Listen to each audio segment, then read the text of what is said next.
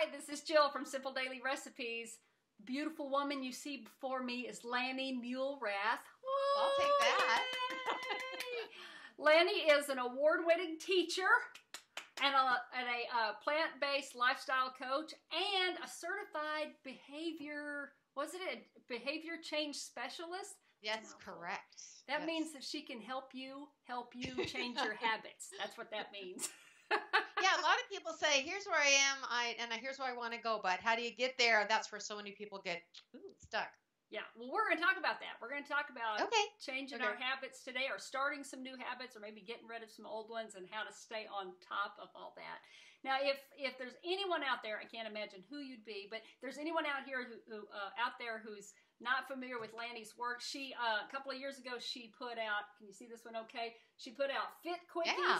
Oh man, now, this is a great book for showing us how to tuck and blend 5-minute workouts into our busy day. So if you don't think you have enough time to work out, she can help you like squeeze it in while you're doing other stuff. So this is a great book. And the book we really want to talk about today is her new baby, The Plant-Based Journey. Yay. Oh my goodness, this is awesome. Now, I'll tell you, I have one problem with this book. Okay. It's not really a problem, but every time I start to open the book, well, every time I get into the book, I get a couple of pages in, and then you get me so motivated that I have to stop reading, and then I got to go do something. Like I can't, I haven't finished reading the book because I keep going, oh, that's so good. Okay, I'm going to go make a list. Oh, I'm going to go do that. Oh, I'm going to go make a salad. I'll take that as a stellar review. Did you hear the news from Russia? Did you see that? Oh my gosh, y'all tell him. Well, it just happened like 2 days ago or yesterday that a Russian publishing team bought the rights to publish A Plant-Based Journey, and so it's going to be out in Russian. I cannot wait to see that cover. What are they going to have a bunch of circles with lines through them, Anyway, and it's very competitive foreign market. She's only been out 4 months, so I'm very excited about this. That is a book on fire. Yeah. Oh my gosh. Now, is this the first time that you've had a book translated into another language? Yeah, I don't think Fit Quickies came out in Russian or Slovakian or anything like that. No, it's a first.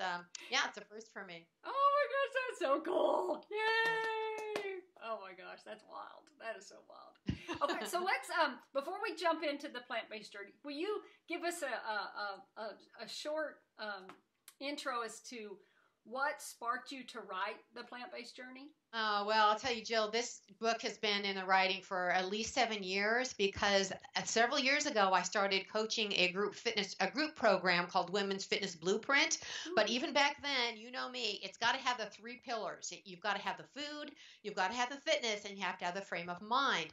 So this is where I started gelling these 3 together because they were so essential for my own well-being and my own 50-pound weight loss and being able to live a healthy, happy life and not being obsessed about every little thing. And all of that really came together in that program. So that was the birth of it. And then the Fit Quickies book came out because that publisher came to me. They said, it was Penguin Publishing, and they said, we'd like to do a book on your fitness. And I wasn't going to say no. So I did that. But notice I sneaked in the food and I sneaked the frame of mind in that too. Yeah. So luckily I was able to really capitalize it. This is just so speaks to my voice, The Plant-Based Journey, the way those all 3 came together. Yeah, they're perfect together. They work perfectly together. And I really love The Plant-Based Journey for the fact, or for one of the reasons that I love it, is that it doesn't matter where I start in the book.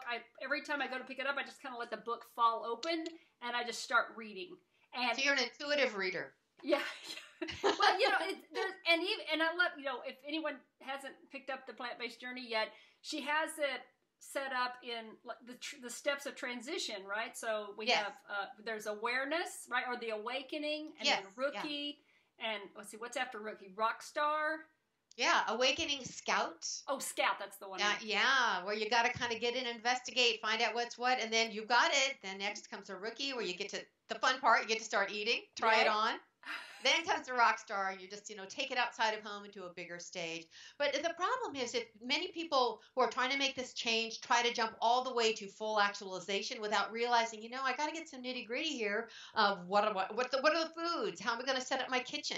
And some people blow through those steps really quickly, and some people go over time. So everyone's different. But they're all 5 are universal for sustainable success has been what I found. Yeah. And it's nice to go back and read, because I kind of feel like I'm a rock star, and, yes, so it's yes. okay. And then sometimes I feel like a champion, but then I feel like even after 4 years of living plant-based, there's still places that I need work, or we all kind of slide back and then come back in or whatever. Yeah. So, and that's the champion stages that you never stop practicing. And then you kind of go back and see where you need to sharpen your game a little bit. It's just like, it just takes practice and ongoing learning. And it's just like the master at the dojo, the judo master.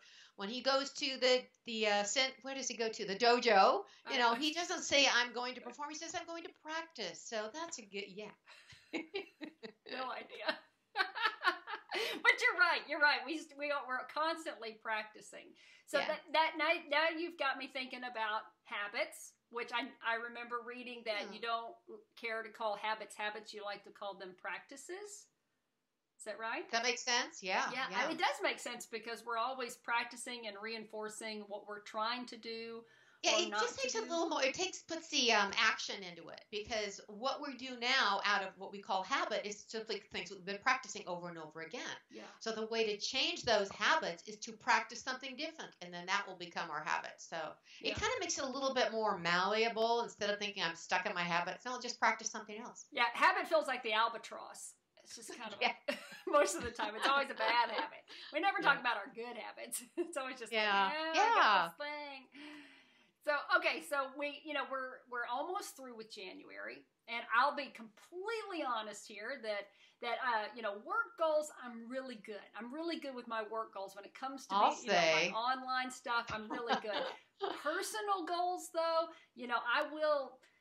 I'm all hot and fired, when January comes, and then somewhere, about day 5, day 7 of January, I already start to make excuses on why I'm too busy to do something or whatever. And I think a lot of people are like that. We start off, hot and ready to take care of all these things and accomplish all these goals, and then somewhere we let life get in the way, or maybe our emotions get in the way. And so I want to talk to you about how can we stick to our habits, or what are some of the secrets to making our desires to change stick? Yeah, and there is a science to it, which is kind of a relief, because we tend to have a great expectation of ourselves. Just because we've decided something is great, then we blame ourselves for falling short. So in addition to those 5 steps of transition to plant-based living, within all of that, there are 4 steps that I found really help you make the change step by step to get into any one of these incremental goals.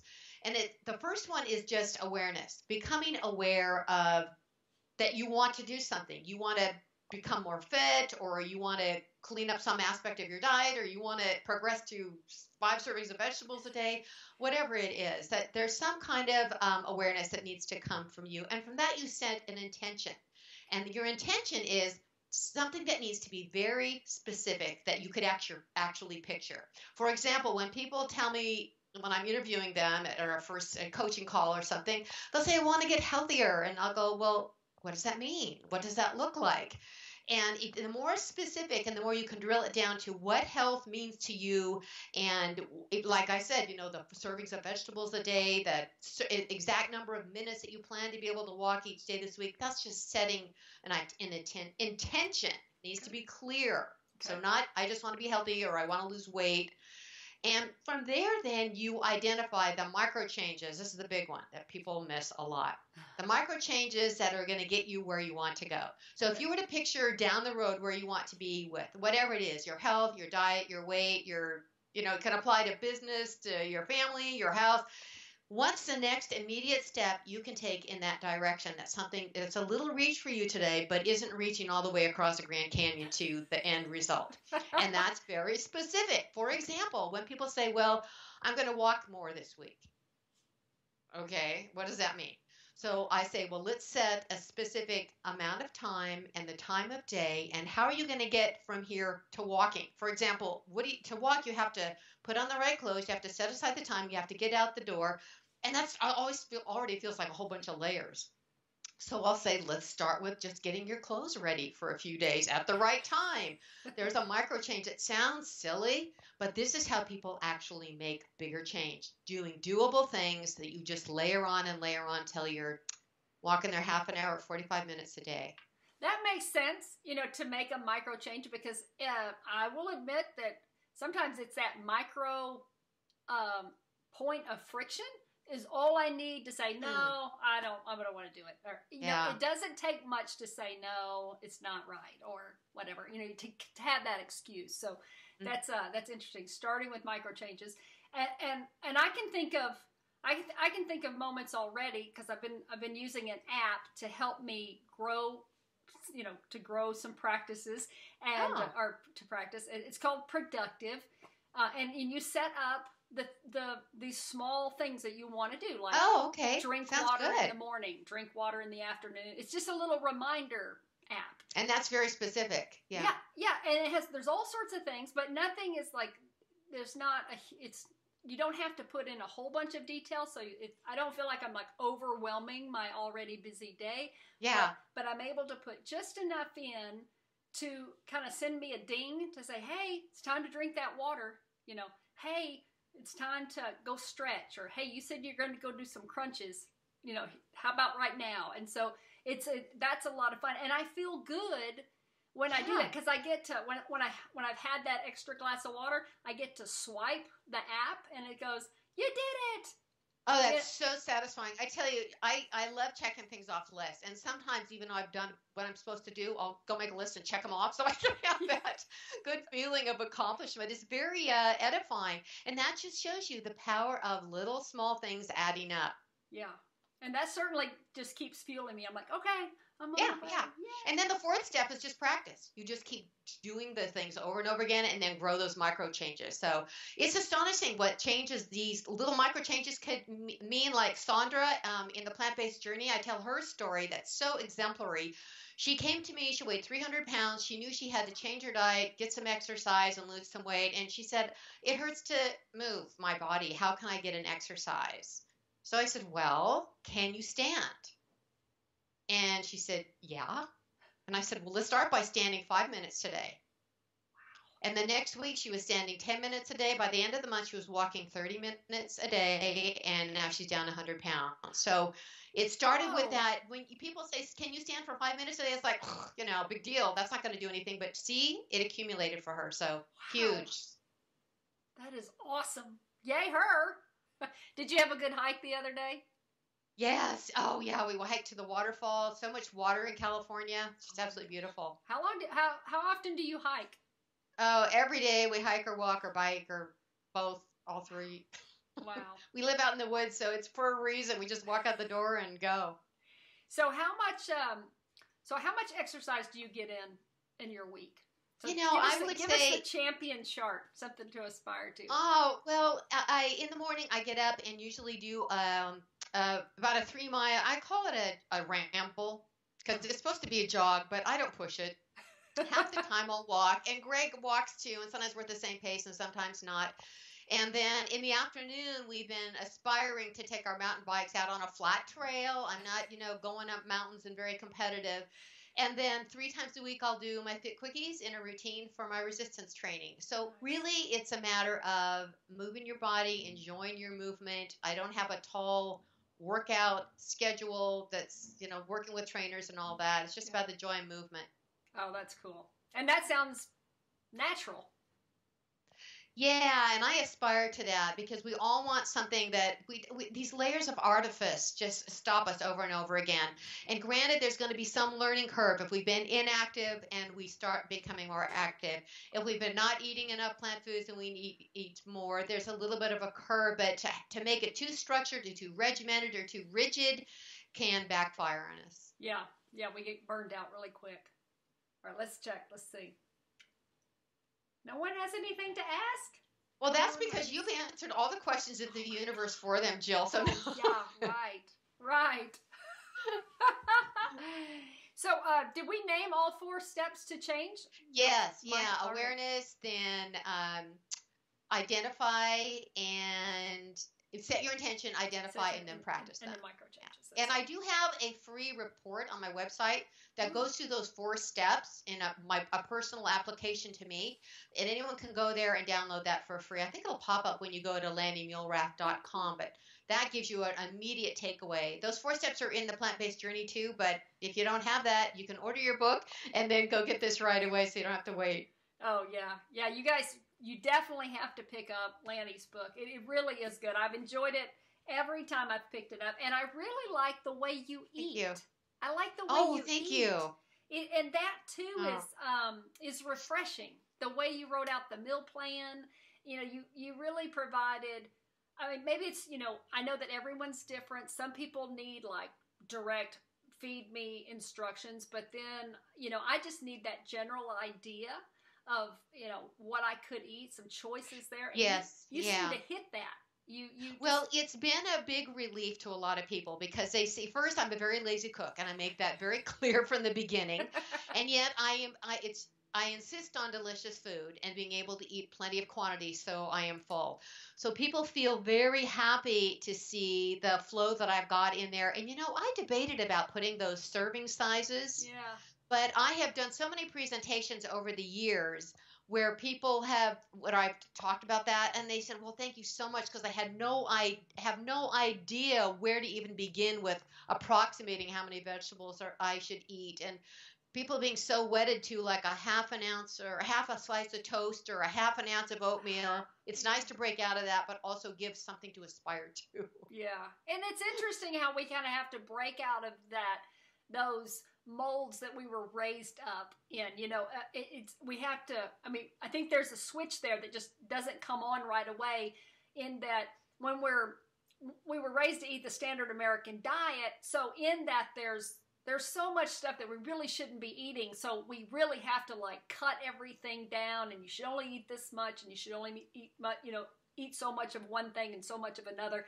But when we're eating whole food plant-based, all that is just blown out of the water. We really don't have to, there's nothing bad in the whole food plant-based diet that we have to cut down. We can really enjoy the entire rainbow. Yeah. At the same time, you bring up a good point, and this is why I put the Mindset Mastery chapter in the book, because making changes, even though we know this, we understand this intellectually, our behaviors and practices are run deep. And sometimes it can be very difficult to break through those mental barriers of doing things the way we've always done them. And this is why I encourage everyone to do some kind of mindfulness practice or mindfulness meditation that gives you a chance to see that all this activity in your head, there's some value to these things, but it's also a lot of activity in your head. Yeah. And you can actually train yourself to be able to live skillfully and pick and choose what actions you follow through, and instead of being, jerked around like whiplash about our old diet thought patterns. So that's huge for change. It is. And I do love that part. I just started diving into that this morning. I woke up really earlier than I meant to. And I got into that. And of course I drifted off, doesn't take much when I'm reading your book. I start thinking about chewing on what you're saying. And then I was like, well, I'm just going to sit here and set my intention for the day. And, and then I went. But it is so important to, and I'm just learning it really. It's something that's very new to me, in setting an intention and sitting still long enough to be aware of where I am, where I am emotionally, where I am in my day. Yeah. All these things, you're right. These things are always bombarding us, and they can really cloud our judgment, and they can stress us out and, push us to. And half of these thoughts are imagining things that are never going to happen anyway. And you have to get an experience of being able to see the thoughts kind of as a parade, to be able to pick and choose. And that's why spending that time in the heat of the moment and in a crisis point is not the time to start practicing mindfulness. Having developed that activity like you were doing is great. Okay, Annette is asking. Hi, Annette. She said hello. She's asking, what would be the first step to doing yoga with fibromyalgia? Oh, fibromyalgia. Oh, sorry. Which is, it's extreme discomfort of your exterior system, pretty much, your skin, and it just hurts to kind of be and to kind of move. And I would actually work with a practitioner if I could. If you have a physical therapist that you trust or even a yoga teacher, I would go to them and get direct instruction because they would be able to connect with you exactly where you are. There's such a variety of difficulties with fibromyalgia, and some people have more serious cases than others. And I know it can be, once you get and start inflaming it, which you can do with physical activity, it can be problematic. So I think it would be worthwhile to you to work with a trainer even for a few sessions and get an idea. And I totally encourage that. Yoga was the first thing I started as a yoga teacher when I was in college, and it's kind of my roots and such a good way to get calm and centered and also connect with your body. Awesome. Thank you. Plant Eater is asking, excuse me. Hi, Plant Eater. She asked, what is your take on sugar? I'm finding very mixed views in the plant-based community.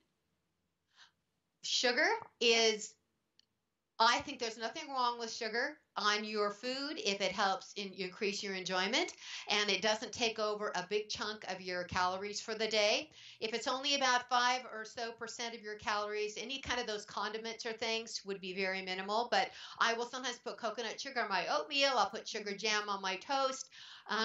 Those kinds of things I am fine with.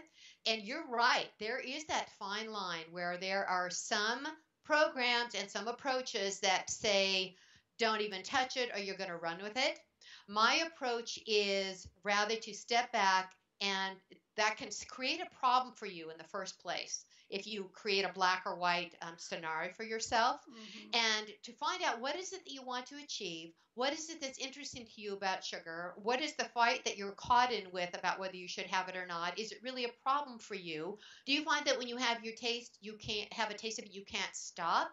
Should you drop it all, or is there a way within mastering this whole process that you don't have to be so caught up in that? I think it's all women watching anyways. I usually want sugar most, at that certain time of the month. I get those cravings. I don't know if it's just hormones or what. What do you do about it? I usually go for the dates.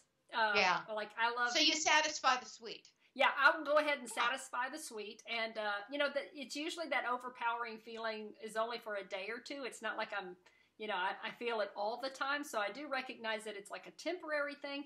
But being, I always feel like I'm hopped up on hormones. I go ahead and I'll slit open a couple of dates and fill them with peanut butter, which is really rich. Yes. And I can only eat 2 of them. So I'm like, if I just eat this really rich date with the peanut butter in it, I can just like knock it out. Yeah. And see, that's a brilliant solution. Yeah. And the thing is, this is the kind of thing we want to do and also be at peace about it. Yeah. So many people might think, well, that's a great idea, but still struggle and spend half a day in angst over, I'm going to be as big as a house if I have peanut butter and dates. Yeah. Probably not. Probably if you satisfy that, or have a little sugar jam on your toast. Like I had raspberry jam and almond butter on my raisin toast this morning, and I'm not, clawing around in the kitchen looking for more sugar. And I think that there are some people who are sensitive as what they call sugar addicts, but the science tells us that those are primarily people who are really pounding down the sugar every day, have a tremendous obesity problem and a high processed foods diet. There are a lot of people, I think, in here who can shift into what's going on in your attitude and your mindset about what you are eating and enjoying what we eat and stop being so hard on ourselves. Yeah. Oh, I love it. I love it. You're so uplifting. Woo! Yay! Love her. Oh, I hope that answered the plant eater sugar question. Did that answer your question? I answered mine. I had some of my own. We just kind of got caught up in our own conversation. I just want to be sure. That happens around me. I'll take you on. We'll just talk all day. I told her we'd talk for 20 minutes. Gosh, damn. Okay. How is it that you can get younger looking? Like, looking at your cover of Fit Quickies. Yeah. You look younger now than you did. What are you doing? I don't know. And who can predict these things? We have a genetic component going on, but I'm just continuing doing what I'm doing and getting more and more enjoying and relaxing over this whole thing of living a good life, being mindful, eating plants. I I just want to invite everyone just to really look at the positive side and grow upon the positives that you are doing. And if you have points of tension around any of your relationship with food, eating, and your body, which obviously I have had through my life, which is why I'm so keyed in to this component of our lives, is creating this ease and making things more natural for us and being respectful of the environment, respectful of the other creatures on our planet. But grow that positive connection and try not to get caught in these tight little shouldn't do this, shouldn't do that, and look at the bigger picture. And write me anytime. I'm answering every email as best I can, so I'm happy to help you. And if I don't know the answer to a question, I can usually point you to the place where you can learn it, to the queen of all the questions of the universe, Jill, director. I was about to just give your website and just call it a day. Yes, and you know, for anyone that doesn't know right off the top of your head, just know you can go to LaniMuelrath.com, and everything that she has to offer us is right there in one website, and you can read more about her book. She offers coaching services. That's pretty cool. And oh man, you've got everything going on. You've got your blog there. You can watch videos where she's been on television talking about her book and talking about your recipe. You know, I did create a channel, Plant-Based Journey Television on CBS channel. It's in the drop-down menu on Plant-Based Journey. Yeah. So all those 4 videos, because in the latest one, in case anyone listening didn't know, we featured her beefless tips beef stew. And you would not believe how excited the studio was. The aroma of that stew just filled the studio, and everyone's going, all the anchors are going, man, that smells good. And I left a bunch of bowls from, and everyone was, as soon as the camera goes off, everyone, boom, right on the food that I brought, which is good. And that's why I always bring dessert, because, you know, you do that. Yeah, you got to finish on a... So thank you again for sharing your recipe. We'll have to do more of that. Oh, well, thank you. That was very cool of you to do that. That was awesome. Well, Lani, thank you so much for being with us today and filling us up with things to chew on and motivation and encouragement. You are a lot. You truly are. Well, thank you, Jill, and all honors to you and all your work. I appreciate it. We make a good team. So thank you, everyone, for showing up. Yeah.